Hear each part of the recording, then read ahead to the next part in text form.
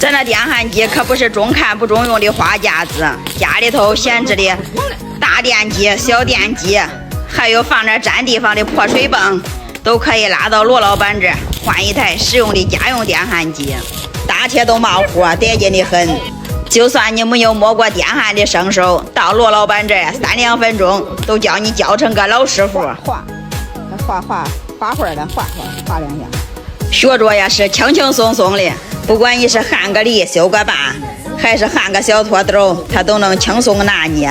家里头啥闲置的东西都可以置换。罗老板主打一个多忒少补。